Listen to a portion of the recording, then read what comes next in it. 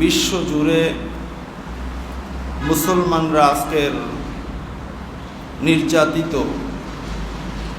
এই নির্যাতনের শেষ কোথায়? আমরা যতদিন পিছনে অতিবাহিত করছি, সামনে যতটা অগ্রসর হচ্ছি, মনে হয় যেন পিছনের দিনটাই আমাদের ভালো ছিল। সামনের যে দিনগুলো আসতেছে, এই দিনগুলো মনে হয় খুবই হতাশাজনক।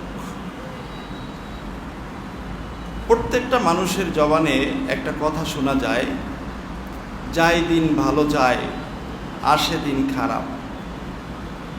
এটা যেন একটা এমন বাক্য যেটা শুধুমাত্র মুসলমানদের জন্যই প্রযোজ্য। পৃথিবীর জমিনে অন্য কোনো জাতি, ধর্ম, বর্ণ তাদের জন্য এই কথা না, এটা শুধু মুসলমানদের জন্য। তার কারণ আল্লাহর এই জমিনে মুসলমানরাই শুধুমাত্র ভাড়াটিয়া, আর সবাই হলো বাড়িওয়ালা। এটা কি ঠিক? ভাইয়েরা আমার, সোনার বাংলাদেশ, এই দেশের সম্প্রীতি, পারস্পরিক ভালোবাসা, এটা গোটা বিশ্বকে ঈর্ষান্বিত করে তোলে। এই দেশের মানুষগুলো অল্প পাইলেই খুশি হয়ে যায়।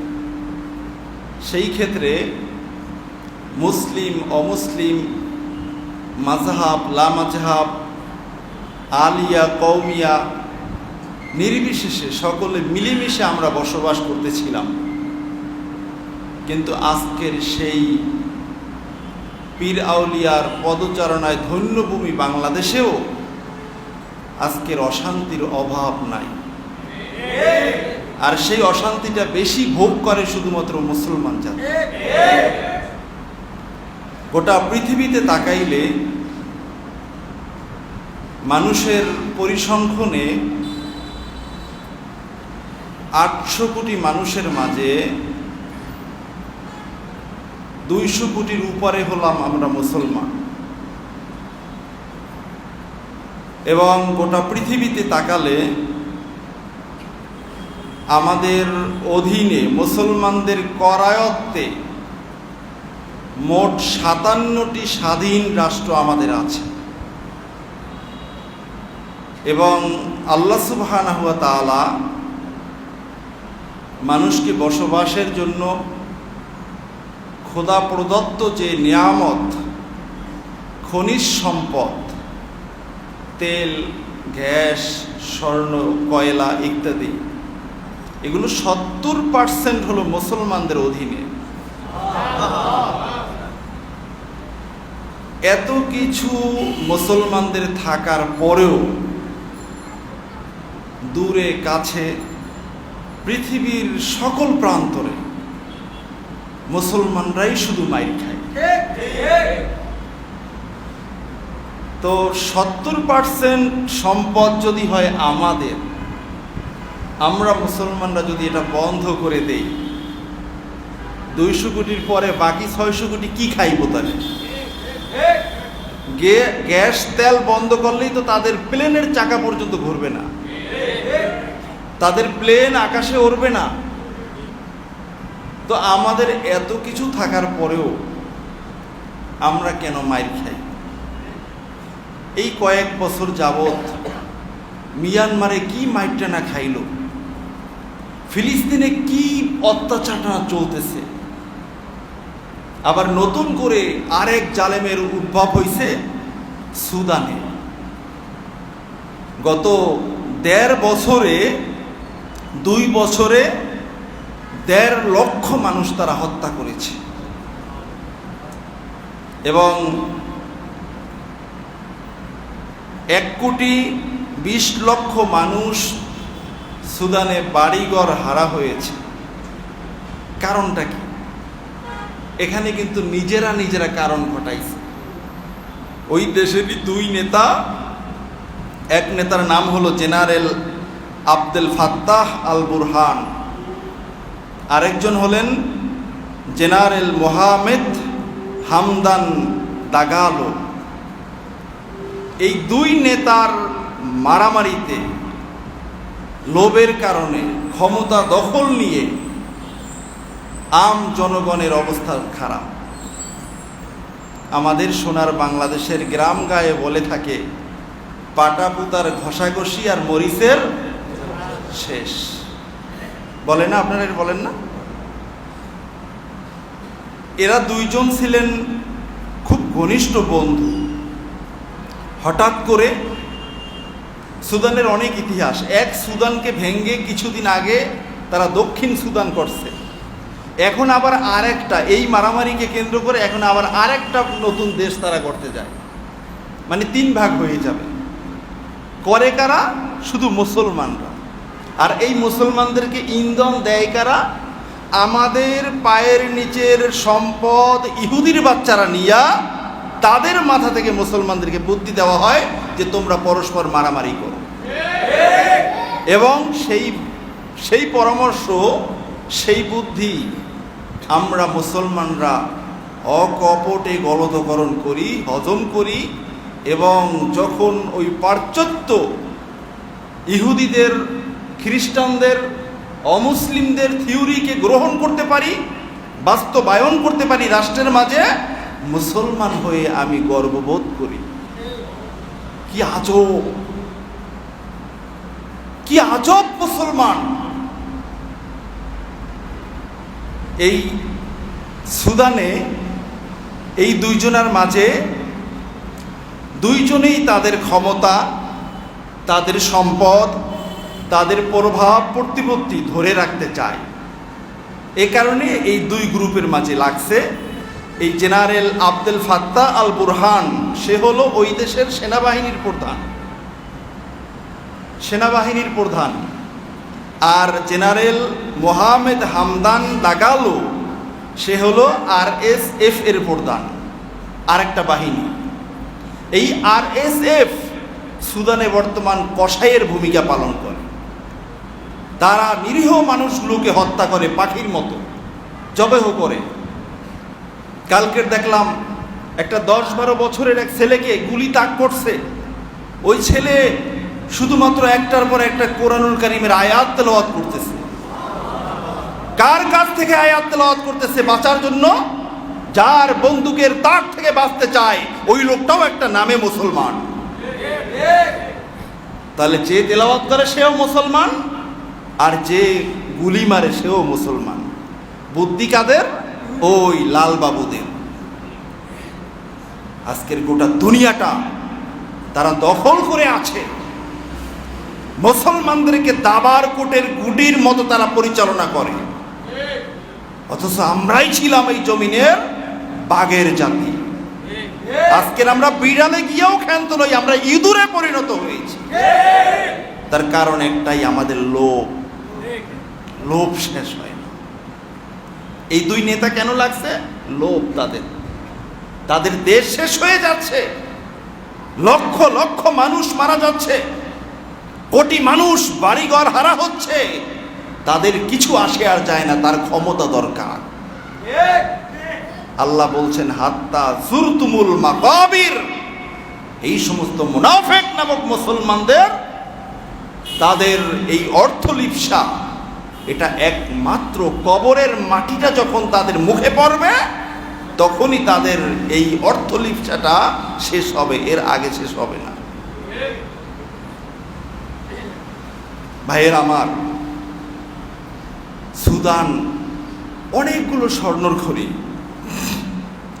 RSF তারা ইতিমধ্যেই অনেকগুলো স্বর্ণের খনি তারা করায়ত্ত নিয়ে নিয়েছে। এত সম্পদ একটা মুসলিম রাষ্ট্রে থাকার পরেও তারা আজকের একটু বিশুদ্ধ পানি পর্যন্ত পান করার সুযোগ তারা পাচ্ছেন না। আমি আপনাদেরকে ইহুদিদের ভয়াবহতার ব্যাপারে আলোচনা করতে গিয়ে বেশ আরও প্রায় 8-9 মাস আগে ওই যে ফিলিস্তিনকে কেন্দ্র করে ইহুদিদের কার্যক্রম আলোচনা করতেছিলাম, তখন আমি আপনাদেরকে বলছিলাম যে একজন মনীষী বলেছেন, গোটা পৃথিবীতে আজকের যে অশান্তির আগুন দাউ ধাউ করে চলছে, এর পিছনে একমাত্র দায়ী হলো ইহুদিরা। এবং তিনি বলেছেন, সাগরের অতল গহীনে যদি দুটি মাছ লড়াই করে, ঝগড়া করে, কামড়াকামড়ি করে, একটা একটারে তাড়ায়, বুঝতে হবে ওখানেও ইহুদিদের কোনো হাত আছে। কোনো না কোনো ভাবে ওই মাছ দুইটাকে তারা প্রভাবিত করছে, একটা একটাকে তাড়া। যেই ইহুদিরা মুসলমানদেরকে মানুষই মনে করে না, আমরা হলাম অন্য কোনো একটা জাতি, অন্য কোনো একটা জানোয়ার প্রাণী, আমাদেরকে মানুষের আকৃতি দেওয়া হয়েছে শুধুমাত্র ইহুদিদের খেদমত করার জন্য, ইহুদিদের থিওরি আমাদের মুসলিম রাষ্ট্রে বাস্তবায়ন করার জন্য। এটা হলো ইহুদিদের বিশ্বাস। আর আমরা তাদের ছাড়া বাঁচি না, তাদের ছাড়া খেতে পারি না, তাদের ছাড়া আমরা চলতে পারি না। বন্ধুরা আমার, এখন কি তাহলে বিশ্ব মুসলমানরা এরকম মাইর খাবে আর বিশ্ব এগিয়ে যাবে? এটাই কি হবে? এটার থেকে নাজাতের উপায় আছে কি নাই? সেই নাজাতের উপায়টা আমাদেরকে জানতে হবে। এই নির্যাতনের, এই নিষ্পেষণের, এই বঞ্চিত, লাঞ্ছিত, নিগৃহীত রক্তাক্তের শেষ পরিণতি কোথায়, এটা আমাদেরকে আবিষ্কার করতে হবে। ঠিক কিনা বলে? এটা যদি পারি, তাহলেই আমরা এই বেড়াজাল থেকে আমরা নাজাত পাব। আমার আল্লাহ সুবহানাহু ওয়া তাআলা ১৫০০ বছর আগে আমাদেরকে এটা থেকে নাজাতের সুস্পষ্ট পথ আমাদেরকে বলে দিয়েছেন। বলুন না সুবহানাল্লাহ। আল্লাহ সুবহানাহু ওয়া তাআলা ইরশাদ করেছেন, ওয়ামান ইউতি'িল্লাহা ওয়া রাসূলাহু ফাকাদ ফাযা ফাওজান আযীমা। আল্লাহ সুবহানাহু ওয়া তাআলা বলেছেন, ওয়ামান ইউতি'িল্লাহা ওয়া রাসূলাহু, যেই ব্যক্তি আল্লাহ এবং তার রাসূলের আনুগত্যতা পোষণ করবে, আনুগত্যতাকে গ্রহণ করবে, ফাকাদ ফাজ, ওই ব্যক্তি ইহকাল এবং পরকালে সফল হয়ে গেছে। বলুন না সুবহানাল্লাহ। ওই ব্যক্তিকে কেউ ঠেকাতে পারবে না। কেমন সফলতা সে অর্জন করছে? ফাওজান আযীমা, মহান সফলতা। এই সফলতার উপরে আর কোনো সফলতা থাকতে পারে না। বলুন সুবহানাল্লাহ। আমাদের রব, আমরা যার গোলাম, যিনি আমাদের মনিব, যিনি আমাদের মালিক, তিনি আমাদেরকে বলে দিয়েছেন। তার কথাকে আমরা উপেক্ষা করে আমরা আজকে রব মানি ইহুদিদেরকে। ঠিক কিনা বলেন? এজন্যই আমাদের আজকের এই করুণ পরিণতি। এই আয়াত স্পষ্টভাবে সাক্ষী দিচ্ছে, কোরআনুল কারীমকে যদি কোনো মুসলমান সত্য মনে করে, এই আয়াত স্পষ্টভাবে সাক্ষী দিচ্ছে গোটা পৃথিবীর মানব জাতির সফলতার মূল মন্ত্র হলো আল্লাহ আল্লাহর রাসূলের আনুগত্যতা। ঠিক কিনা বলে? আল্লাহ আল্লাহর রাসূলের আনুগত্যের বাহিরে কোনো সফলতা নাই, কোনো কামিয়াবি নাই, কোনো অর্জন নাই, কোনো সম্মান নাই। যেটা আছে সেটা হলো জাহান্নামের পথ। ঠিক কিনা বলে? আমরা কোন পথে আছি আজকে? আমরা কি আসলে আল্লাহ আল্লাহর রাসূলের অনুসরণ করছি? কি বলেন, করছি? করি না। আল্লাহ আল্লাহর রাসূলের অনুসরণ করি না আমরা। এ কারণেই ওরা আমাদেরকে দিয়ে ওদের চিন্তা চেতনা বাস্তবায়ন করার সুযোগ পাচ্ছে। এখন বলবেন যে হুজুর, আমরা বাস্তবায়ন করি না, তাহলে কি করি? না, বাস্তবায়ন করি না এটা আপনাদেরকে আমি বলবো যে আমরা যদি রাসূলুল্লাহ সাল্লাল্লাহু আলাইহি ওয়াসাল্লামকে অনুসরণ করতাম, তাহলে আমাদের রূপরেখা, আমাদের পরিচিতিটা, আমাদের চেহারা সুরাত অন্যরকম থাকতো। আলোচ্য আয়াতে আল্লাহ সুবহানাহু ওয়া তাআলা বলেছেন যে তোমরা আমি রবের আনুগত্যতা পোষণ করো, আমার হাবিবের আনুগত্যতা পোষণ করো। এখন যদি প্রশ্ন করি যে আল্লাহ তাআলার আনুগত্যতা কিভাবে করব, আল্লাহ তাআলা অন্য এক আয়াতে সেটা বলে দিয়েছেন, মাইয়ুতির রাসূল ফাকাদ আতা আল্লাহ, যেই ব্যক্তি আমার হাবিবের অনুসরণ করবে সেই ব্যক্তি আমি রবেরই আনুগত্যতা পোষণ করব। সুবহানাল্লাহ।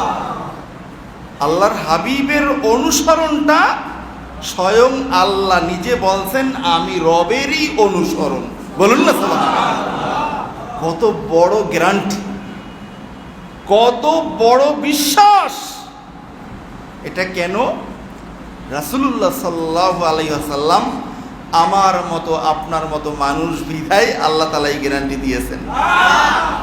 এটা কি সম্ভব কোনোদিন? আমার রব বলছেন আমাকে অনুসরণ করতে চাও, আমার হাবিবকে অনুসরণ করো। বলুন না সুবহানাল্লাহ। কতটা গ্যারান্টি! আর আল্লাহর হাবিব বলেছেন আমাকে অনুসরণ করতে চাও, আমার সাহাবীদেরকে অনুসরণ করো। সুবহানাল্লাহ। স্বয়ং রাসূলুল্লাহ সাল্লাল্লাহু আলাইহি ওয়াসাল্লাম রব্বে কারীমের ছাত্র, আর রাসূলুল্লাহ সাল্লাল্লাহু আলাইহি ওয়াসাল্লামের ছাত্র হলেন সাহাবায়ে কেরাম। ঠিক কিনা বলেন? আল্লাহ তাআলা যেমনি ভাবে তার হাবিবের ব্যাপারে গ্যারান্টি দিয়েছেন, আল্লাহর রাসূল তার সাহাবীদের ব্যাপারে গ্যারান্টি দিয়েছেন। আর আজকের এই দুই জায়গায় মুসলমান পেছ লাগাই রাখছে। সমালোচনা করলেই আল্লাহর রাসূলের সমালোচনা করবে, সমালোচনা করলেই আল্লাহর রাসূলের ছাত্র সাহাবায়ে কেরামদের সমালোচনা করবে। তাহলে আর আপনি আতা আর রাসূল কই পাইলেন? আপনি রাসূলকে কি অনুসরণ করলেন? রাসূলুল্লাহ সাল্লাল্লাহু আলাইহি ওয়াসাল্লামের অনুসরণ বুখারীর বর্ণনায় আসছে, মান আতাআনি ফাকাদ আতা আল্লাহ। যেই ব্যক্তি আমি রাসূলকে অনুসরণ করলো সেই ব্যক্তি আমার রবকে অনুসরণ করলো। এখন রাসূলুল্লাহ সাল্লাল্লাহু আলাইহি ওয়াসাল্লামের অনুসরণ বলতে আমরা শুধুমাত্র মনে করি একটা পাগড়ি পরা, একটু দাড়ি রাখা, লম্বা একটা জুব্বা পরা, একটা টুপি পরা, নামাজ পড়া, রোজা রাখা, হজ করা, যাকাত দেওয়া, এর বাহিরে আর কি আছে? এই কয়েকটা জিনিসের মাঝে আমরা সীমাবদ্ধ করে রাখছি। ঠিক কিনা বলেন? অথচ এখানে এই যে সুন্নাত, এই সুন্নাতটা আসছে ব্যাপক অর্থে। সুন্নাত মানে হলো রাসূলুল্লাহ সাল্লাল্লাহু আলাইহি ওয়াসাল্লামের গোটা জীবন পরিচালনা করার নিয়ম নীতি। বলুন সুবহানাল্লাহ। এটা হলো সুন্নাত। আল্লাহর রাসূল তার গোটা জীবন কিভাবে অতিবাহিত করছেন উম্মতের জন্য সেটা অনুসরণীয়। শুধুমাত্র নামাজ, রোজা, হজ, যাকাতের মাঝে নয়, শুধুমাত্র দাড়ি টুপি জুব্বার মাঝে নয়। ইসলাম অনেক ব্যাপক জিনিস। একজন মানুষ জন্ম থেকে নিয়ে মৃত্যু পর্যন্ত, রান্নাঘর থেকে নিয়ে সংসদ পর্যন্ত প্রত্যেকটা ক্ষেত্রে নূর নবীজির আদর্শ আছে কি নাই? এটা যতদিন মানতে পারবো না ততদিন আমরা আল্লাহর রাসূলের সুন্নাত তরিকা অনুসরণ করতে পারি নাই। এটা মানতে হবে। আল্লাহর রাসূলের গোটা জীবনের প্রত্যেকটা কার্যক্রম যে যে সেক্টরে আছি আমরা, ওই সেক্টরে আল্লাহর রাসূলের আদর্শ বাস্তবায়ন করতে হবে। যদি আল্লাহর রাসূলের আদর্শ বাস্তবায়ন করা যায়, একটা দেশে সব মানুষগুলো যে যে চেয়ারে বসা আছে ওই চেয়ারে আল্লাহর রাসূলের আদর্শ কি যদি সেটা বাস্তবায়ন করতে পারে, ওই ভূখণ্ডের মানুষগুলো হবে সত্যিকার অর্থে মুসলমান। ঠিক কিনা বলে? আর এই মুসলমানকেই ইহুদিরা ভয় পাবে। এই মুসলমানদেরকে ইহুদিরা ভয় পাবে। মুসলমানদের ভয়ে কিসরা, কায়সার, রোম, পারস্য থর থর করে কাঁপতো, কিন্তু আজকের আমাদেরকে দেখলে সব অমুসলিমরা হাসে। ঠিক কিনা বলে? তার কারণ আমাদের সাথে আল্লাহর রাসূলের সম্পর্ক নাই। আল্লাহর রাসূলকে তো আমার মতো মনে করি, আল্লাহর রাসূলকে অনুসরণ কি এর করব? আমি তার চেয়ে বেশি জানি। আরো জোরে বলেন নাউযুবিল্লাহ। এই আকীদা আছে না মুসলমানের? আল্লাহর রাসূল এলেম শিখছেন আমাদের কাছে আইসা, অথচ আমি তাফসীরের ভিতর পড়েছি সাইয়েদেনা আদম আলাইহিস সালাতু ওয়াস সালামকে আল্লাহ সুবহানাহু ওয়া তাআলা 7 লক্ষ ভাষা শিক্ষা দিয়েছেন। জোরে চিৎকার মেরে বলুন সুবহানাল্লাহ। কয় লক্ষ ভাষা? আফদালুহা আল লুগা আল আরাবিয়্যা। 7 লক্ষ ভাষার মাঝে সর্বশ্রেষ্ঠ ভাষা হলো আরবি ভাষা। এই আরবি ভাষাটা যখন পৃথিবীতে আসছেন, এই আরবি ভাষাটা নিয়ে আসছেন। জান্নাতের মাঝে 7 লক্ষ ভাষার অধিকারী ছিলেন বাবা আদম আলাইহিস সালাম। আর জান্নাতি পোশাক, জান্নাত থেকে যখন পৃথিবীতে আসছেন, জান্নাতি পোশাকও আল্লাহ তাআলা আসমানে জান্নাতে রেখে দিয়েছেন, আর ভাষাগুলোও জান্নাতে রেখে দিয়েছেন।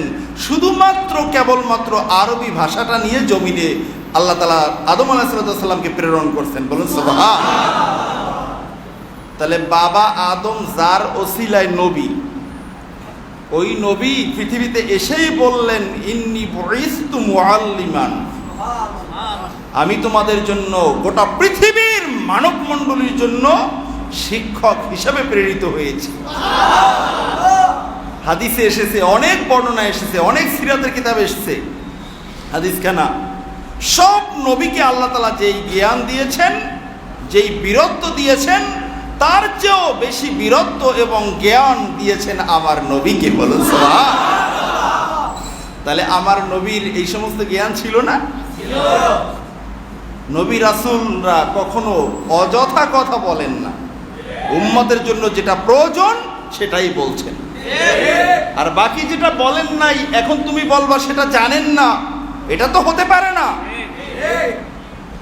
কত মানুষ, একজন বক্তাকে দাওয়াত দেওয়া হয় গোটা পৃথিবী ব্যাপী, মনে করেন আজকের পৃথিবীতে সবাই চেনে আব্দুর রহমান আল সুদাইসকে, দুইও হেরেমের সভাপতি, মক্কা মুকাররমা মদিনা মুনাওয়ারা দুইও হেরেমের তিনি সভাপতি। ওনাকে দাওয়াত দেওয়া হলো, উনি 1 ঘন্টা নয় 3 ঘন্টা আলোচনা করলেন।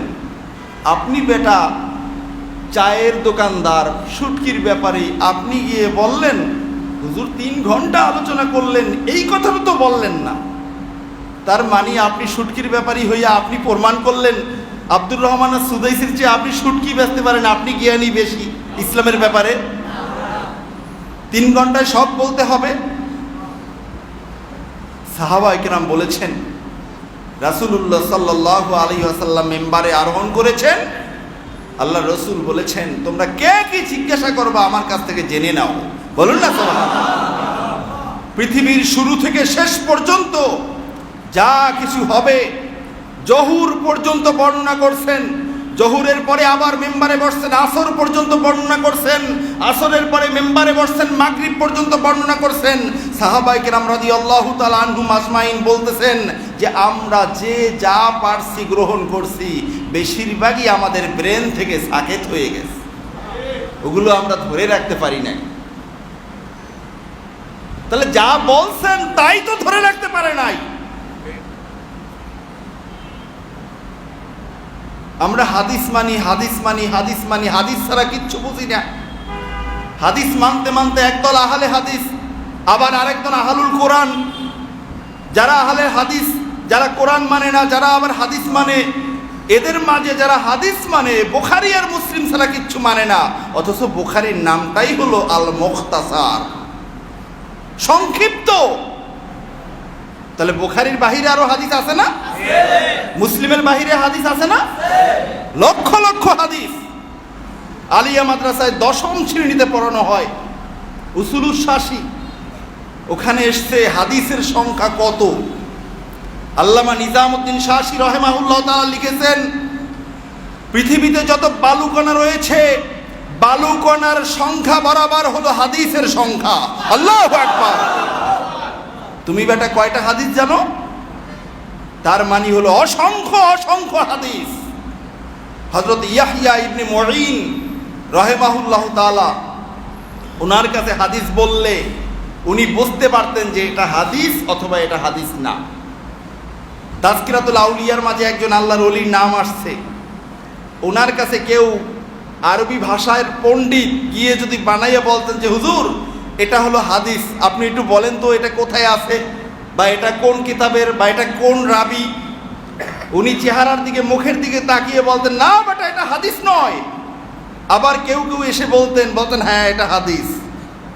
হুজুরকে জিজ্ঞাসা করলেন যে হুজুর আপনি এত বেশি পড়াশোনা কই করছেন, কোন ইউনিভার্সিটিতে করছেন, আপনি কেমনে বোঝেন এটা হাদিস আর এটা হাদিস নয়?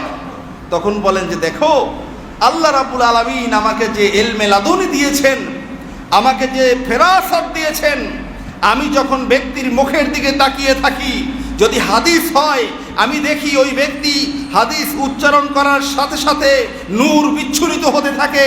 আর যেটা হাদিস নয় সেটা যত বালাগাত ফাসাহাতপূর্ণ কথা হোক না কেন, আমি মুখের দিকে তাকিয়ে দেখি শুধুমাত্র শব্দ বের হচ্ছে, তার সাথে কোনো নূর পাওয়া যায় না। বলুন আল্লাহু আকবার। তাহলে হাদিসের সাথে কোরআনের সাথে নূর আছে কি নাই? যে যত বেশি তেলাওয়াত করবে ইখলাসের সাথে, তার সিনায় তত বেশি নূর জমা হতে থাকে। হাদিস আর কোরআনের নূর। ভাইয়েরা আমার, রাসূলুল্লাহ সাল্লাল্লাহু আলাইহি ওয়াসাল্লামের গোটা জীবন জিন্দেগি আমাদেরকে অনুসরণ করতে হবে প্রত্যেকটা ক্ষেত্রে। যে যে সেক্টরে আছেন, আল্লাহ রসুলের আদর্শ এখানে কি সেটাকে অনুসরণ করতে হবে। এটা যদি করা না হয় তাহলে কি হবে দেখেন, আল্লাহ রাব্বুল আলামিন বলেছেন, ওমা কানা লিমুমিনিন ওয়ালা মুমিনাতিন ইযা কাদাল্লাহু ওয়া রাসূলুহু আমরান আইয়াকুনা লাহুমুল খিয়ারাতু মিন আমরিহিম ওয়া মান ইয়াসিল্লাহা ওয়া রাসূলাহু ফাকাদ দাল্লা দালালাম মুবিনা। সূরা আহজাবের মাঝে আল্লাহ তাআলা বলেছেন, ওমা কানা লিমুমিনিন ওয়ালা মুমিনা, কোনো মোমেন পুরুষ আর মহিলার জন্য মোটেই শোভনীয় হবে না, উচিত হবে না, ইজা কাদাল্লাহু ওয়া রাসূলুহু আমরান, কোনো একটা ব্যাপারে আল্লাহ আল্লাহর রাসূল কোনো একটা বিষয়ের ফয়সালা দিয়েছেন, আইয়াকুনা লাহুমুল খিয়ারাতু মিন আমরিহিম, ওই ব্যাপারে ব্যক্তি নিজের মন মতো কোনো সিদ্ধান্ত গ্রহণ করবে। বলুন না আল্লাহু আকবার। আল্লাহর রাসূল সাল্লাল্লাহু আলাইহি ওয়াসাল্লাম কোনো সিদ্ধান্ত দিয়েছেন, কোন উম্মতের জন্য উচিত হবে না ওই জায়গায় আল্লাহর রাসূলের সিদ্ধান্তকে অ্যাবাউট করে, উপেক্ষা করে নিজের সিদ্ধান্তকে বাস্তবায়ন করা। আমাইয়াসিল্লাহ ওয়া রাসূলা ফাকাদ দাল্লা দালালাম মুবিনা।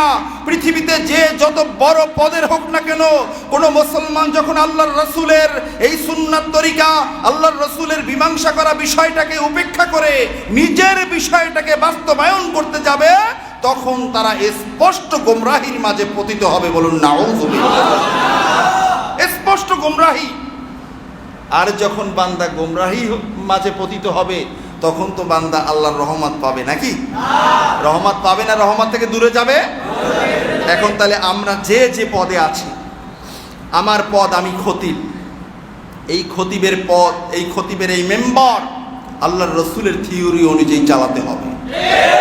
সভাপতি আর সেক্রেটারির দিকে তাকিয়ে কোন কথা বলা যাবে, কোন কথা বলা যাবে না, রাষ্ট্রের দিকে তাকিয়ে কোন কথা বলা যাবে, কোন কথা বলা যাবে না, কোরআনের হাদিসের এমন কোন কথা ছেড়ে দেওয়া কোন খতিবের জন্য জায়েজ হবে না।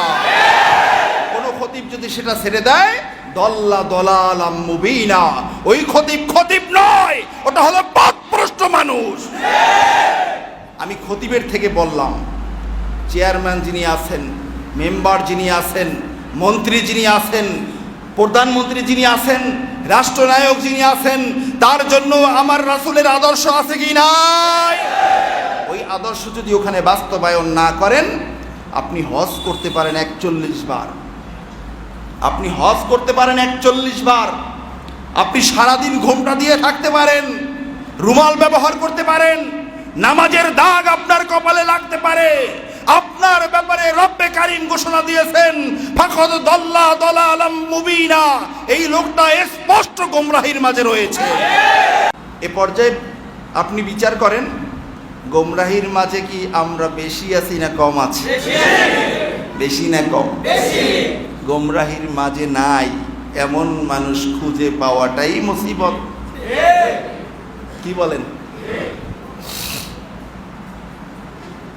গোমরাহির মাঝে যদি নাই থাকে, ইহুদিরা মানে মুসলমান, মুসলমানে সেখানে আবার অস্ত্র দেয়। কেমনে দেয়? গোমরাহির মাঝে আছে দেখেই তো দেয়। অথচ আল্লাহ রাব্বুল আলামিন বলেছেন রুহামাউ বাইনাহুম, তারা যদি মুসলমান হতো, বাংলাদেশের মুসলমানদের মাঝে সম্প্রীতি থাকবে, ভ্রাতৃত্ববোধ থাকবে। ফিলিস্তিনের একজন মুসলমানের সাথে বাংলাদেশের মুসলমানের সম্পর্ক থাকবে না এমন নয়, বরং আল্লাহর রাসূল ঘোষণা দিয়েছেন কারজুলিন ওয়াহিদ, গোটা পৃথিবীর মুসলমান হলো এক ব্যক্তির মতো। ঠিক কিনা বলে? তুমি মুসলিম রাষ্ট্রনায়ক হয়ে কিভাবে মুসলমানদেরকে মারতে অস্ত্র দাও? এটা কি আল্লাহর রাসূলের শিক্ষা? এটা কি আল্লাহর রাসূলের সুন্নাত তরিকা? আল্লাহর রাসূলের সুন্নাত তরিকা ছেড়ে দিয়েছে। আশিদ্দাউ আলাল কুফার, আল্লাহর ঘোষণা, মুসলমান যারা হবে কাফেরদের ব্যাপারে তারা হবে সীসা ঢালা প্রাচীরের মতো। কাফেরদের কোনো কিচ্ছু তারা গ্রহণ করবে না। কিন্তু আমরা কি করি? মুসলমান মাইরা কাফেরেরটা গ্রহণ করি। আমি রাষ্ট্রনায়ক, আমি ইমাম, আমি খতিব। তাহলে এই মুসলমান যদি এরকম মাইর খায়, লাঞ্ছিত অপমানিত হয়, আল্লাহর কিচ্ছু আসে আর যায়? মুসলমান কয়জন আছে? আদমশুমারির মুসলমান আমরা। আল্লাহর রাসূলের সুন্নাত তরিকা বললেই শুধুমাত্র বলবে দাড়ি, টুপি, জুব্বা, নামাজ, রোজা, হজ, যাকাত ইত্যাদি, এই কয়েকটা মাত্র। কদু মধু এইগুলো হলো সুন্নাত তরিকা। কিন্তু আল্লাহর রাসূলের আদর্শ সকল ক্ষেত্রে আছে কি নাই? আল্লাহর রাসূলের জিহাদের নীতি, আল্লাহর রাসূলের সাথে অমুসলিমদের সাথে নীতি, আল্লাহর রাসূলের সাথে অন্য রাষ্ট্রের সাথে নীতি আছে কি নাই? তো গোটা পৃথিবীতে আজকের আমরা 57টা স্বাধীন রাষ্ট্রের মালিক হয়ে এতগুলো রাষ্ট্রপ্রধান থাকতে পৃথিবীতে মুসলমান মার কেন খায়? আমরা জানতে চাই। তার মানে তোমরা দালালাম মুবিনা রব্বে কারীম বলেছেন। এই মুসলমান দিয়ে সমাজে পৃথিবীতে দিন কায়েম হবে না, কারণ তারা দিনের 12.5 দিনের কোরবানি তারা নিজেরাই করছে। ভাইয়েরা আমার, রাসূলুল্লাহ সাল্লাল্লাহু আলাইহি ওয়াসাল্লামের আদর্শ, একজন মুমিনের ব্যাপারে আল্লাহর রাসূল বলেছেন যে আল মুমিনু কাকিতাআতিজ যাহাব। আমি আপনাদেরকে এই হাদিস পিছনেও শুনিয়েছি। আল মুমিনু কাকিতাআতিজ যাহাব, একজন মুমিন হলো একটা স্বর্ণের টুকরার মতো। একই মুমিন বান্দা এক সময় মসজিদে আসবে, আরেক সময় মন্দিরে যাবে। একই মুমিন বান্দা মসজিদের সভাপতি হবে, মাহফিলের সভাপতি হবে, আবার গানের সভাপতি হবে। এটা হতে পারে না। কিন্তু আছে কি নাই আমাদের সমাজে? তুমি কাকে খুশি করতে যাও? কারে খুশি করতে যাও? আল্লাহর রাসূলের নীতি অনুযায়ী যদি আমার জীবনকে পরিচালনা করতে পারি, একজন মুসলমান কখনো পারে না হিন্দুদের পূজায় গিয়ে সহযোগিতা করতে। তাদেরকে আমরা ক্ষতি করব না, কিন্তু সহযোগিতা করা যাবে না। আমাদের এই সম্প্রীতির বাংলাদেশ, এই দেশে কখনো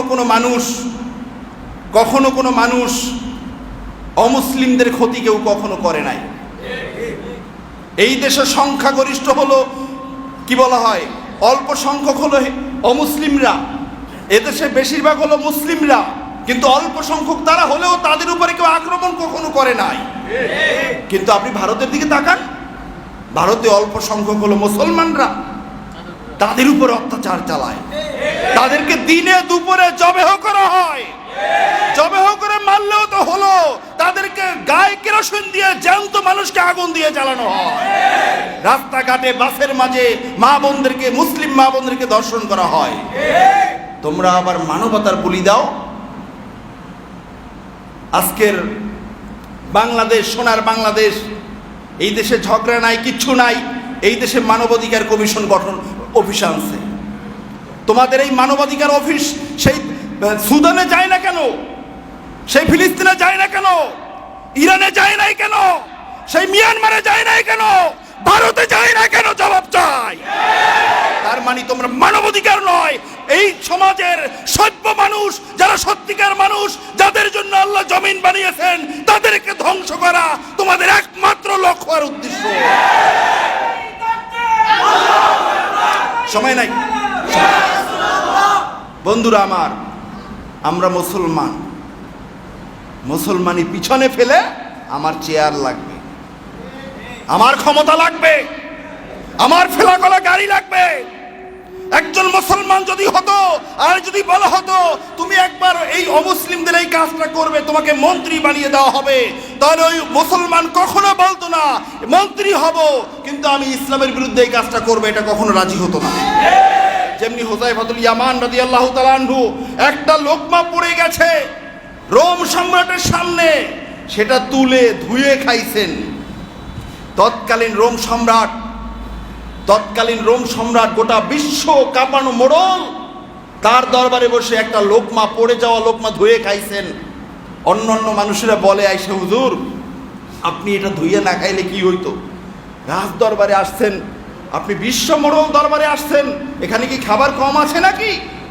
হুযায়ফা রাদিয়াল্লাহু তাআলা আনহু সিংহের মতো গর্জন দিয়ে বললেন, আমি মুসলমান, আমার প্রত্যেকটা পরতে পরতে আমার নূর নবীজির সুন্নতে তৈয়বা থাকবে। আল্লাহর রাসূলের সুন্নাত হলো পড়ে যাওয়া লোকমা উঠিয়ে ধুয়ে খাওয়া। আত্রুকু সুন্নাতা রাসূলিল্লাহ সাল্লাল্লাহু আলাইহি ওয়াসাল্লাম লিহাউলাইল হুমাকা, আমি কি এই সমস্ত আহাম্মকের কারণে আমার নূর নবীজির একটা সুন্নাতকে আমি ছেড়ে দিতে পারি? আল্লাহু আকবার। কার দরবারে বসে কাকে আহাম্মক বলছে? তারা ছিলেন মুসলমান। কাকে? তিনি মসজিদে নববীর দস্তরখানেও যেমন, রোম সম্রাটের দস্তরখানে একই রকম, সব জায়গায় একই রঙের রং, কখনো মন্দিরে কখনো মসজিদে নয়, কখনো গানে আর কখনো মাহফিলে নয়। এরা মুসলমান নাই, মুনাফিক। বন্ধুরা আমার, এজন্য আমাদের মায়ের সামনে আরো আছে, মায়ের সামনে আরো আছে, তার কারণ আমরা স্বর্ণের টুকরা হতে পারি নাই। ভাইয়েরা আমার, দেখেন মুসলমান কয়টা রাষ্ট্রের মালিক আমরা? 57টা। 57 জন রাষ্ট্রপ্রধান আছে, 57 জন রাষ্ট্রপ্রধান আছে, আর 70% সম্পদ আমাদের পায়ের নিচে। আমাদেরকে বলে বাবা একটু পা সরাও, আমরা একটু নেই, পা সরাই এরপরে নেই, ঠিক কিনা বলেন? পা না সরাইলে নিতে পারে না। কিন্তু বারবার বারবার আমাদের ঈমান, আমাদের জীবন, আমাদের প্রাণ, আমাদের হৃদয়ের স্পন্দন নূর নবীজিকে বারবার গালি দেয়, বারবার কাটুনাকে, এরপরও তাদের সাথে আমরা সম্পর্ক রাখি। একবারও কোনো মুসলিম রাষ্ট্র একটা হুঙ্কার দেয় না। দেয় না কেন? ওনরা যদি মনে কষ্ট পায় আমার চেয়ারটা সরে যেতে পারে, ওনাদের মনে কষ্ট দেওয়া যাবে না, কারণ ওনরা আমাদের দাদাও না, ওনরা আমাদের আরবাব, আমাদের মনিব, আমাদের মালিক। এটা হলো মুসলমান রাষ্ট্রের রাষ্ট্রপ্রধানের থিওরি। কে বলবে তারা মুসলমান? আশ্চর্য বিষয়, ইতিহাস সাক্ষী দেয় 1895 সালে ফ্রান্সে একবার একটা ড্রামা, একটা নাটকের আয়োজন করা হয়েছিল। 1895 সালে ফ্রান্সে একটা নাটকের আয়োজন করা হয়েছিল, যেই নাটকের মূল প্রতিপাদ্য বিষয় ছিল নূর নবীজি সাল্লাল্লাহু আলাইহি ওয়াসাল্লামকে কটাক্ষ করা। তৎকালীন তুরস্কের খলিফা আব্দুল হামিদ সানি রহমাহুল্লাহ তাআলা, যিনি দুয়ো হেরেমের সাথে সম্পৃক্ত ছিলেন, দুয়ো হেরেমের খাদেম ছিলেন এবং উসমানীয় সাম্রাজ্যের খলিফা ছিলেন, মুসলিম জাহানের সর্বশেষ খলিফা ছিলেন। তিনি তখন ফ্রান্স সরকারকে বললেন, আমরা জানতে পেরেছি তোমাদের রাষ্ট্রের মাঝে আমাদের জীবন, আমাদের প্রাণ, আমাদের ঈমান নূর নবীজিকে নিয়ে কটাক্ষ করে নাটকের আয়োজন করা হচ্ছে। আমি তুরস্ক থেকে আব্দুল হামিদ সানি ঘোষণা দিলাম, যদি এই নাটক বন্ধ করা না হয়, আমরা তুরস্ক থেকে সেনাবাহিনী পাঠিয়ে সশস্ত্র হামলা করে তোমাদের ফ্রান্সকে মাটির সাথে মিলিয়ে দিব। এই ঘোষণা যখন হলো, ফ্রান্স সরকার বাধ্য হয়েছে সেই নাটক বন্ধ করতে। তার কারণ উনি মুসলিম জাহানের একজন খলিফা, উনি এই হুঙ্কার দিয়েছেন। মুসলমানদের হুঙ্কারে শুধুমাত্র ইহুদিদের কলিজা কাঁপে নয়, গোটা পৃথিবী থরথর করে কাঁপে। এটার প্রমাণ বাবা শাহজালাল রাহিমাহুল্লাহ তাআলা আল্লাহু আকবারের ধ্বনিতে গৌর গোবিন্দের সিংহাসন মাটির সাথে মিশে গেছে। সেই শাহজালালের উত্তরসূরি আমরা, সেই শাহবরণের উত্তরসূরি আমরা, খান জাহানের উত্তরসূরি আমরা। কিন্তু আমাদেরকে দেখলে কেউ ভয় পায় না, বরং তাদের খাদেম মনে করে। কারণটা কোথায়? আমাদের কাছে ইসলাম নাই, আমাদের কাছে আমার নবীর সুন্নাত নাই। সুন্নাত কয়েকটা বিষয়ের ভিতরে সীমাবদ্ধ করেছি। আর আমি যেই পদে রয়েছি, আমি যেই চেয়ারে রয়েছি, আমি যেই ক্ষমতার মাঝে রয়েছি, ওই ক্ষমতা আল্লাহর রাসূলের সুন্নাত তরিকা অ্যাপ্লাই কিভাবে করতে হয় সেটা আমরা জানি না। এ কারণেই আমাদেরকে তারা তাদের খাদেম মনে করে। বন্ধুরা আমার, দেখেন 1895 সালের এই হুঙ্কারের পরে ওই সময়েও আরো অনেকবার এই একই ফ্রান্স থেকে আল্লাহর রাসূলকে কটাক্ষ করা হয়েছে। কিন্তু আব্দুল হামিদ সানি রাহিমাহুল্লাহ তাআলার মতো হুঙ্কার কেউ দিতে পারে নাই। এই সাম্প্রতিক কালে আমার এখানে বেশ কয়েকটা পরিসংখ্যান আছে। 2006 সালে নূর নবীজিকে নিয়ে তারা কার্টুন তৈরি করেছে। 2011 সালে আমার নূর নবীজিকে নিয়ে তারা ব্যঙ্গ করেছে। 2012 সালে নূর নবীজিকে নিয়ে তারা আবারও কার্টুন তৈরি করেছিল। 2015 সালে তারা নবীজিকে নিয়ে ব্যঙ্গচিত্র প্রকাশ করেছে। 2020 সালে ফ্রান্সের রাষ্ট্রপতি ম্যাক্রো জাহান্নামের কীট ঘোষণা করেছিল, আমরা তোমাদের মোহাম্মদকে নিয়ে কার্টুন প্রকাশ বন্ধ করব না। এই কথা বলার পরেও 57টা মুসলিম রাষ্ট্রের প্রধানরা মুখে কুলুপ দিয়ে বসেছিল, কেউ একটা হুঙ্কার মারে নাই। কিসের ইমানদার, কিসের মুসলমান?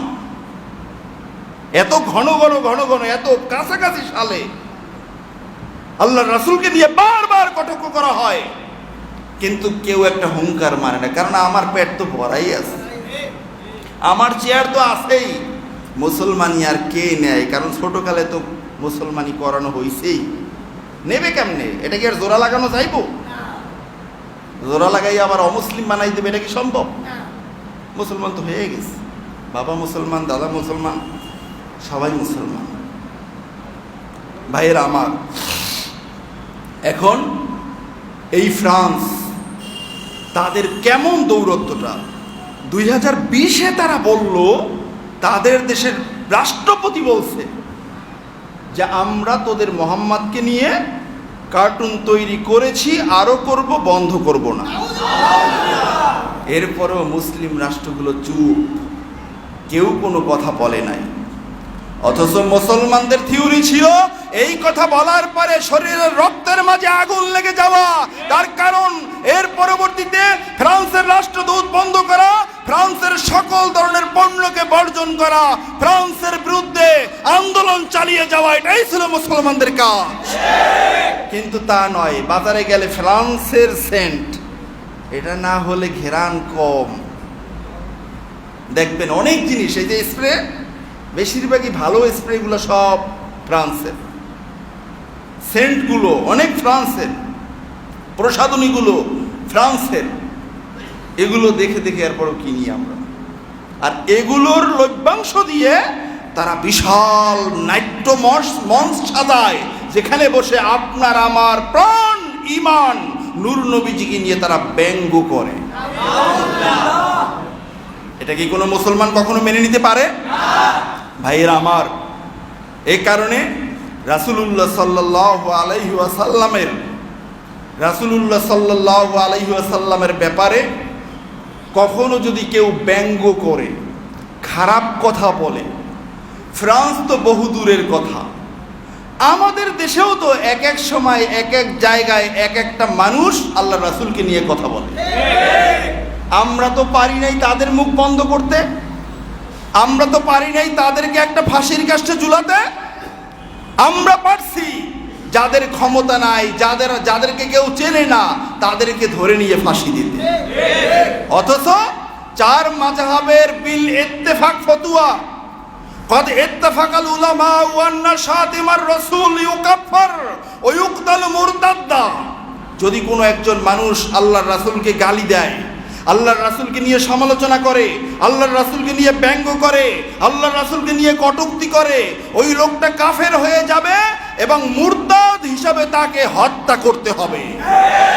ওয়ালা তুকবালু তাওবাতুহু, তার তওবা আল্লাহ তাআলার কাছে কবুল হবে না, যদিও সে তওবা করুক না কেন। আল্লাহর রাসূলের শান এত সুমহান, কিন্তু আমাদের দেশে কই? বাক স্বাধীনতার দোহাই দিয়া এক একজনে এক এক সময় ক্লাসে, রাস্তায়, নাটকে, লিখুনিতে আমার নূর নবীজিকে নিয়ে ব্যঙ্গ করে। কই একজনকেও তো কখনো ফাঁসির কাস্টে ঝুলানো হলো না। এজন্য আজকের আমাদের এই দেশের 16 কোটি মুসলমানদের দাবি হলো, সামনে নির্বাচন আসছে, যেই দল তাদের নির্বাচনী ইশতেহারে কাদিয়ানীদেরকে কাফের ঘোষণা করবে রাখবে, ইসকনদেরকে নিষিদ্ধ করবে রাখবে, নবীর সাতেমের ফাঁসির হুকুম রাখবে, তাদেরকেই মুসলমান ভোট দিবে। এছাড়া কোনো ইসলামের বান্ধব আমরা দেখতে চাই না। যদি ইসলামী চান, এগুলো করতে বাধা কই? এগুলো করতে বাধা কই? আমরা তো দেখছি কয়েকদিনের ভিতরে বড় বড় দল, বড় বড় মানুষগুলোকে নিষিদ্ধ ঘোষণা করছেন। আপনারা করছে না? তাহলে এটা নিষিদ্ধ করতে সমস্যা কি? তার মানে আপনারা সোনার বাংলাদেশ, পীর আউলিয়ার দেশেরও ক্ষমতাটা চান ওই দাদাদের খুশি রাইখা, ঠিক কিনা বলে? এই দেশের মানুষ প্রমাণ করেছে দাদারা ক্ষমতায় বসায়ও না, দাদার ক্ষমতায় রাখতেও পারে না। ক্ষমতায় রাখার ইচ্ছা হলো এই দেশের জনগণ, আল্লাহ যখন দয়া হবে ক্ষমতায় থাকবেন, আল্লাহ নাখোশ হয়ে গেলে ক্ষমতায় খালি হাত দেখেই পালাবেন, কেউ রাখতে পারবে না।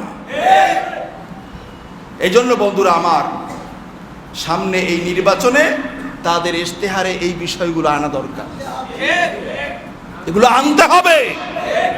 এটাই হলো মুসলমানদের দাবি। এখন বলবেন যে হুজুর এত সোজা হয়ে কি চলে? সমাজের সাথে তাল মিলাতে হবে। সমাজের সাথে তাল মিলান দেখেই তো আমাদেরকে তারা তাদের খাদেম বানায়। আর যদি তাল না মিলাইতেন, আপনি যদি স্বর্ণের টুকরাই থাকতেন, ওরা এখনো ভয় পাইত, ওরা মুসলমানদের সামনে কথা বলতে সাহস পাইত না। হেরেমের ভিতরে পর্যন্ত তাদের থিওরি বাস্তবায়ন হয়। 10 রাকাত তারাবি যে করছে করোনার সময়, দাদাদের সেই ভয়, জুজুবুরির ভয় এখনো 10 রাকাতই চলে। বিভিন্ন অজুহাতে বহুত কিছু নিয়ম, তাদের নিয়ম চলে। কই এটা মুসলমান কেমনে হয়? এজন্য বন্ধুরা আমার, আমাদের স্পষ্ট কথা হলো, যারা আমাদের নেতা হবেন তারা যেন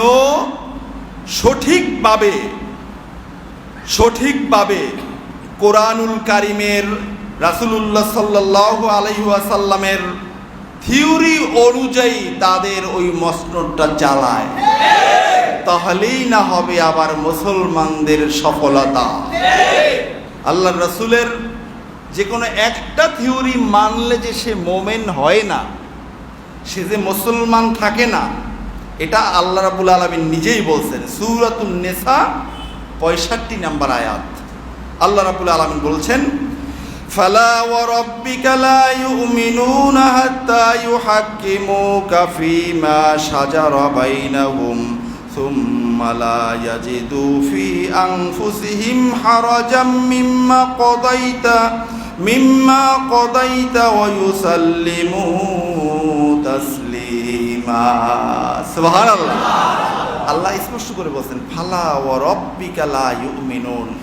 ও আমার বন্ধু, ও আমার হাবিব, আপনার রব কসম করে বলছেন, আল্লাহ নিজে কসম করে বলছেন, লা ইউমিনুন, তোমরা মোমেন হতে পারবে না, হাত্তা ইউহাক্কিমুকা ফীমা শাজারা বাইনাহুম, যতক্ষণ না তোমাদের মাঝে সৃষ্ট বিভাদ, তোমাদের মাঝের যে কোনো সমস্যার সমাধান আল্লাহর রাসূল থেকে তোমরা না গ্রহণ করবে।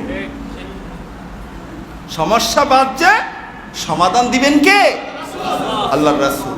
বলবেন আল্লাহর রাসূল তো নাই, সমাধান কিভাবে দিবেন? কোরআন খোলেন, হাদিস খোলেন, আপনার সমাধান পাবেন। ঠিক না বলেন? আল্লাহর রাসূলের দিনের ভিতরে সমাধান আছে কি নাই? আল্লাহ রাব্বুল আলামিন এটাই বলছেন, যতক্ষণ না আমার হাবিবের সমাধান তোমাদের সমস্যার ক্ষেত্রে গ্রহণ না করবে, আমি রব কসম করে বলছি তোমরা মোমেন হতে পারবে না। এখন আমরা কি সব ক্ষেত্রে আমরা আল্লাহর রাসূলের সিদ্ধান্ত গ্রহণ করি? করি? যদি করতামই তাহলে আজকের মুসলমানরা মাইর খাইতো না। মুসলমানদের কারণে গোটা পৃথিবীটা আজকের একটা স্বর্গীয় শান্তি বজায় থাকতো। কিন্তু এখন মুসলমানদেরকে মারতে গিয়া গোটা পৃথিবীটা অশান্তিতে বিরাজমান। মুসলমানরা হলো তাদের শত্রু, সব মারণাস্ত্র তারা মুসলমানদের বিরুদ্ধে লাগায়।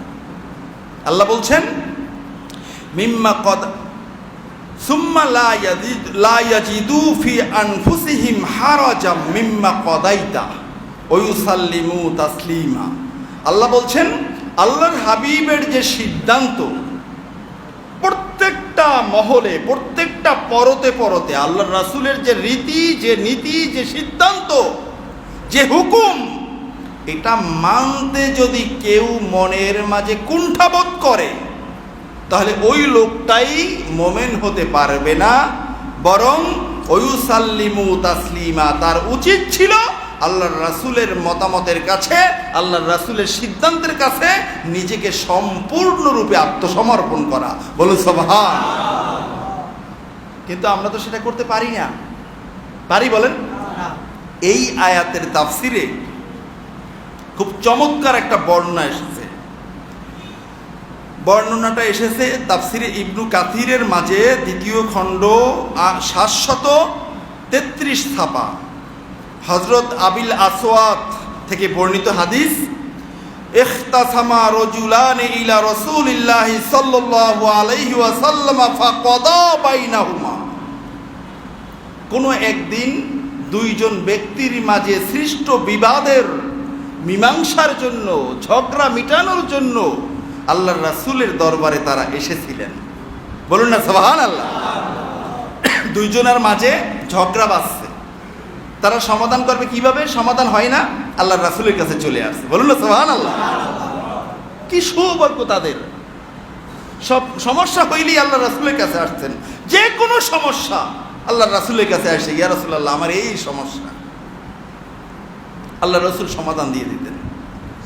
ঋণ হোক, রোগ হোক, অভাব হোক, নামাজে অলসতা হোক, বেশি ঘুম হোক, বেশি ক্ষুধা হোক, কোনো কিছু দেয়াল ছিল না, সীমাবদ্ধতা ছিল না। মানবতার যে সমস্যা, সব সমস্যার সমাধান রিসালাতের দরবারে তারা পাইতেন। সুবহানাল্লাহ। এখন রাসূলুল্লাহ সাল্লাল্লাহু আলাইহি ওয়াসাল্লামের কাছে দুইজনে আসছে, যে ইয়া রাসূলুল্লাহ আমাদের এই সমস্যা আপনি সমাধান করে দেন। ব্যাখ্যার মাঝে আসছে যে এই দুইজনের মাঝে একজন ছিল মুসলমান আর একটা ছিল অমুসলমান, ইহুদি। একজন ছিল কি? ইহুদি। এখন রাসূলুল্লাহ সাল্লাল্লাহু আলাইহি ওয়াসাল্লাম বিচার করে দিলেন যে হ্যাঁ, এই যে বিষয়টা, এটা তো ইহুদির পক্ষেই, তো তুমি এটা পাবে। এই কথা বলার পরে মুসলমান যিনি ছিলেন তিনি খুব মনে কষ্ট পাইছেন। তিনি বলছেন যে আমি তো মুসলমান, আমি তো আল্লাহ রাসূলের সাথে যুদ্ধ করি, আমি নামাজ পড়ি, তো এটা কেমন বিচার? আল্লাহ রাসূল তো এটা আমার পক্ষেই রায় দেওয়া উচিত ছিল।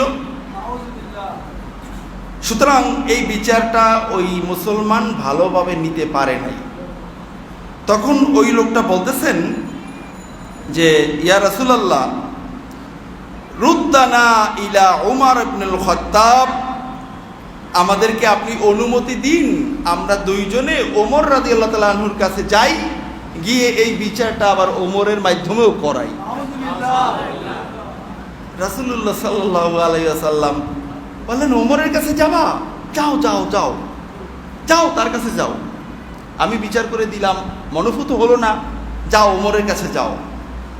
মুসলমান যে, সে মনে করছিল ওমর তো গরম মেজাজের অধিকারী, ওমর গরম মেজাজের অধিকারী, যখন দেখবে একটা ইহুদি আর একটা মুসলমান, ওমর মুসলমানের পক্ষেই রায় দিয়ে ফেলাইবে, ইহুদির পক্ষে রায় দিবে না।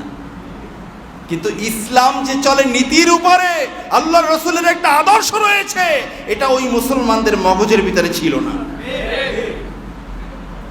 ওমর রাদিয়াল্লাহু আনহুর কাছে গেলেন। ওমর রাদিয়াল্লাহু আনহুর কাছে যাওয়ার পরে ফাকাল আর-রাজুলু ইয়া ইবনুল খাত্তাব কদা লিয়া রাসূলুল্লাহ সাল্লাল্লাহু আলাইহি ওয়াসাল্লাম আলা হাযা।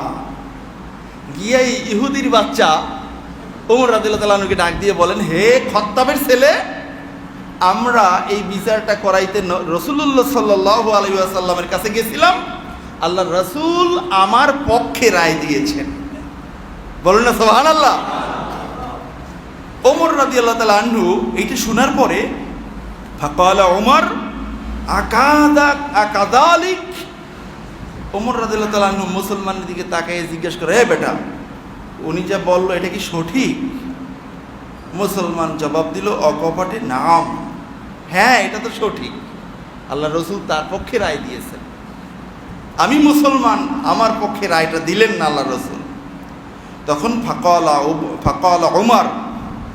ওমর রাদিয়াল্লাহু তাআলা আনহু বললেন, মাকানাকুমা হাত্তা আখরুজা ইলাইকুমা ফাআকদিয়া বাইনাকুমা ফাখরাজা ইলাইহিমা মুস্তামিলান আলা সাইফিহি ফাদরাবাল্লাযী ক্বালা রুদ্দানা ইলা উমর ফাকাতালা।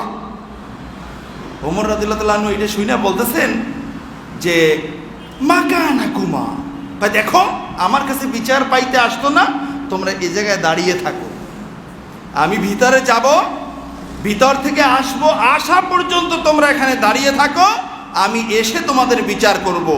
ওমর রাদিয়াল্লাহু তাআলা আনহু ভিতরে গেলেন, তরবারি নিয়ে আসলেন, আসার পরে ফাদরাবাল্লাযী ক্বালা রুদ্দানা ইলা উমর ফাকাতালা, যেই লোকটা বলছিল হুজুর আমাদেরকে ওমরের দরবারে যাওয়ার সুযোগ দেন, আমরা তার কাছে গিয়ে দ্বিতীয়বার বিচার করাবো, সেই মুসলমান নামক মুনাফিকের গর্দানটা উড়িয়ে দিলেন। আল্লাহু আকবার। এক কোপে মুসলমানের গর্দান ফেলে দিলেন।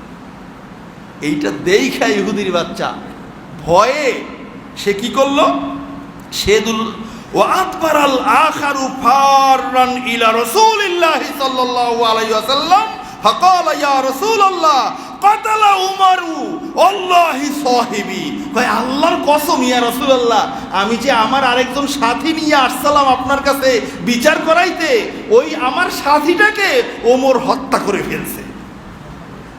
কয় আমি যদি ওলাউলা আন্নি আজাজতুহু লা কতালানি, যদি আমি ঠিকমতো বুঝাইতে না পারতাম ইয়া রাসূলুল্লাহ, আমারও সে হত্যা করত।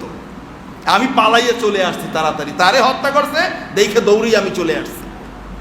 এখন এই কথা বলার পরে ফাকালা রাসূলুল্লাহ সাল্লাল্লাহু আলাইহি ওয়াসাল্লাম মা কুনতু আযুন্নু আইয়াজতারিয়া উমারু আলা কতলি মুমিন।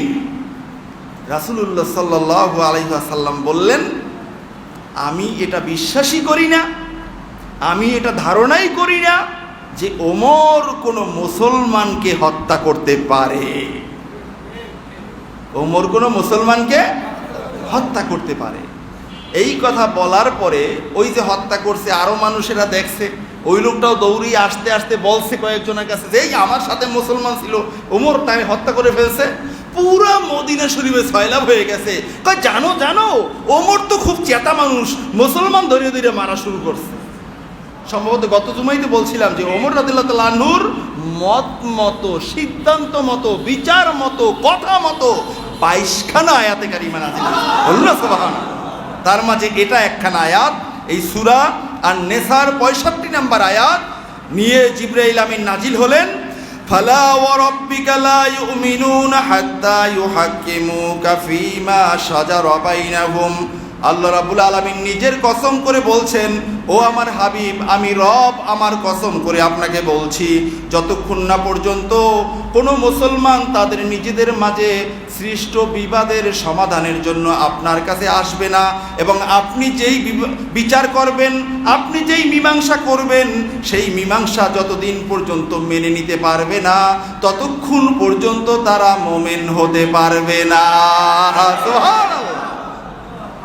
আপনার বিচার না মানলে, আপনার তরিকা না মানলে, আপনার সিদ্ধান্ত না মানলে, আপনার রীতিনীতি না মানলে, আপনার সুন্নাত না মানলে তারা মুসলমান নয়। ঠিক কিনা বলে?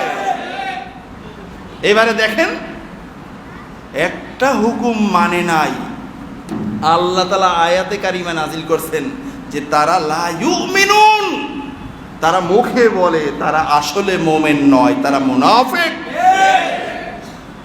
তাহলে আমরা যে যে চেয়ারে আছি, ওই চেয়ারের আল্লাহর রাসূলের আদর্শ কত কিছু আমরা জলাঞ্জলি দেই। ঠিক কিনা বলেন? তাহলে কি আমাদেরকে মুসলমান বলার ইসলামের মাঝে কোনো সংবিধানে কোনো সুযোগ আছে? তাহলে এই মুসলমানদের জন্য মাইর আসবে নাকি আসবে ভালো কিছু?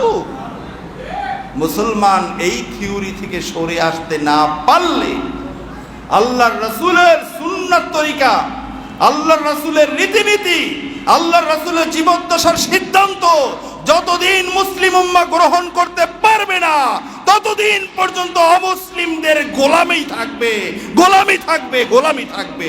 ঠিক কিনা বলে? এটা থেকে কেউ ফিরাতে পারবে না। এখন কি আমরা গোলাম হব নাকি আমরা মালিক হব? আমরা মালিক হতে চাই, কারণ এই জমিন আমাদের রব্বে কারীম আমাদের জন্য হাদিয়া দিয়েছেন। সুতরাং এই জমিনে খেলাফত প্রতিষ্ঠা করতে হলে, মাশরিক থেকে মাগরিব পর্যন্ত কালিমার পতাকা উড়াতে হলে আল্লাহর রাসূলের সুন্নাত তরিকার বিকল্প কোনো পথ নাই, নাই এবং নাই। ঠিক কিনা বলে? সুতরাং আমরা যে যে জায়গায় আছি, ওই জায়গায় আমার উপরে কি কি কর্তব্য আমরা শুনে শুনে বুঝে বুঝে আজ থেকে আমরা আমল করা শুরু করব। রাজি আছে কি নাই?